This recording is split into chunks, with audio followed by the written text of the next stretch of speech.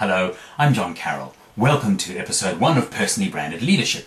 Now, those of you who've been following my blog up to now will know that the first series, Personally Branded You, focused mostly on the individual and how the individual can find more meaning and satisfaction in their everyday lives. What I want to turn to now is the concept of leadership, and particularly with reference to organizations, because there is an enormous problem in our organizations as far as leadership is concerned. But please bear in mind that everything we're going to talk about in this series can apply just as much to non-structured organizational or non-business circumstances. For example, I believe that all of us take on some form of leadership at some stage in our lives. For example, as parents, we are leaders to our children. They look up to us, they copy us, they follow us, we mentor them. We're leaders.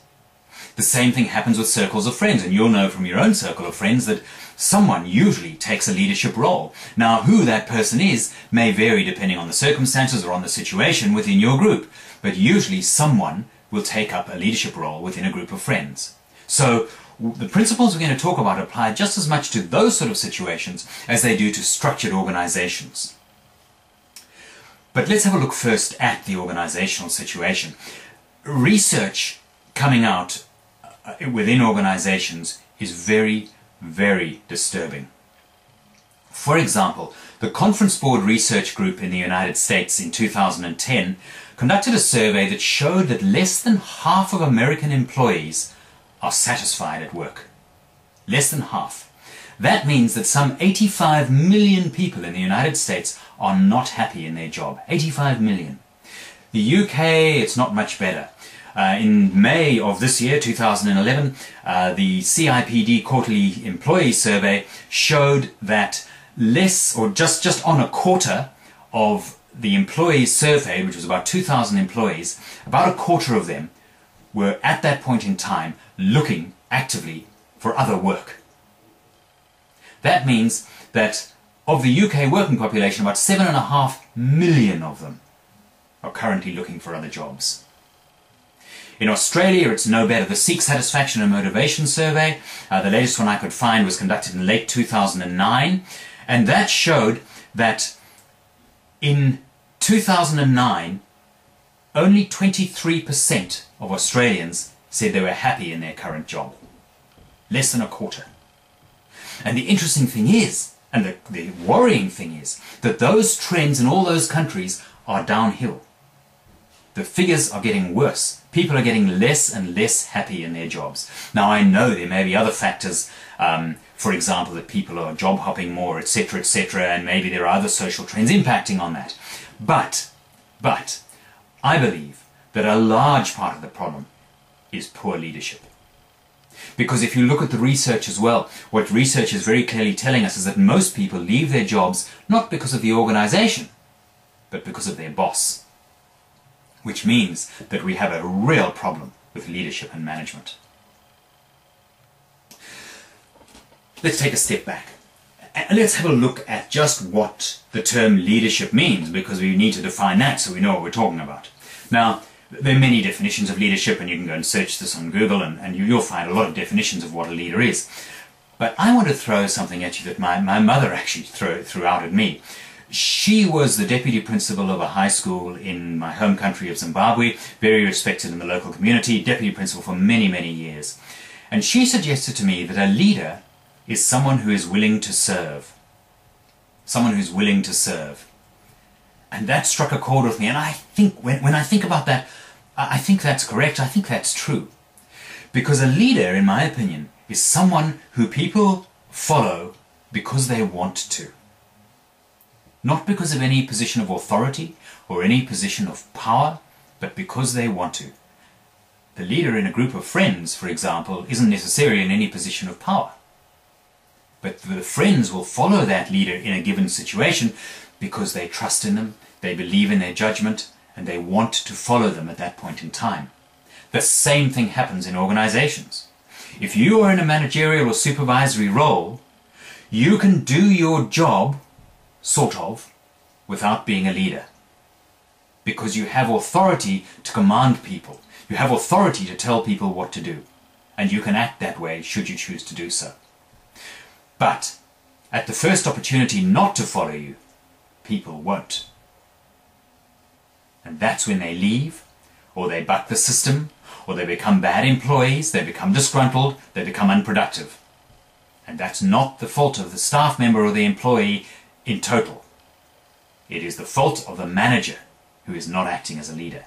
So I'm going to say this to all of you out there who are in managerial or supervisory roles and who have consistent, regular problems with staff. And I hear this all the time in my role as a consultant. It drives me bananas. It drives me nuts.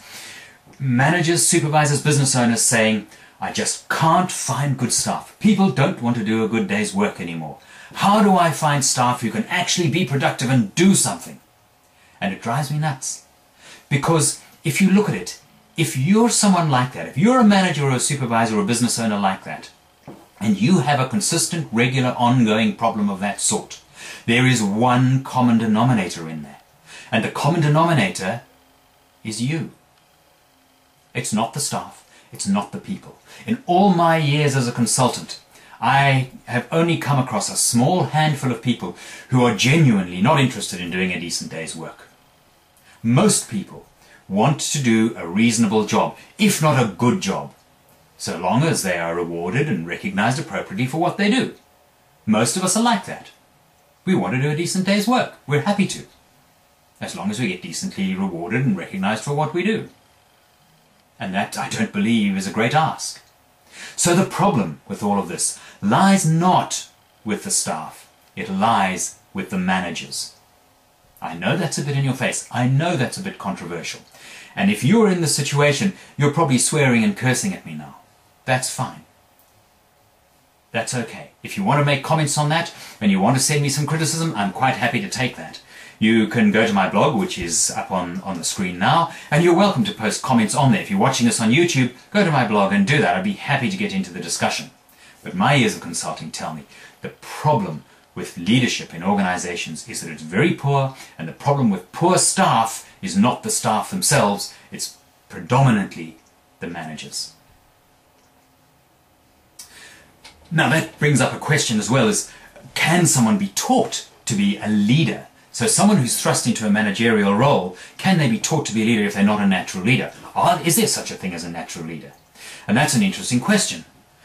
I believe that there's a bit of both sides to this argument. I believe that some people are born with inherently more leadership characteristics or leadership traits than other people. But I also believe that people who are not born with those inherent characteristics or traits, and I'll talk about them in a minute, can learn to be better leaders. Someone who's born with leadership characteristics, usually that is either some sort of physical attributes. For example, they're larger than other people. Now, a couple of hundred years ago, that would have been a big thing when strength, particularly among men, was a definite sign of leadership. You were often thrust into a leadership position because of your physical size. But it could also be your looks. The way you look can determine whether people perceive you as a leader or not. The same thing goes with your mental ability. Some people are born with greater mental ability in certain areas than others. There are different types of intelligence. Some of us have, I believe, an innate, natural leadership type intelligence. But that leadership intelligence is probably more a willingness to serve than it is an ability to command others. Because leadership, remember, is about getting people to follow you because they want to. So, I believe that leadership is both given to us inherently to some people. That doesn't mean that they're going to be a good leader. You may have those traits, but if you don't use them wisely, you can let that power go to your head and you can become a poor leader, despite having the physical or mental characteristics inherent in a good leader. But if you are not born with those physical or mental abilities, you can learn leadership skills. And that's what I'm going to focus on in this series, is what those skills are. What are they? And it's not that hard. It's not that difficult. They're just a few certain concepts you have to get your head around and a few attitudes that you need to develop in yourself, and you can be a very, very effective leader in the workplace, at home, amongst friends. So join me next time. I look forward to being with you on the next episode of Personally Branded Leadership. I'm John Carroll. Thank you for being with me.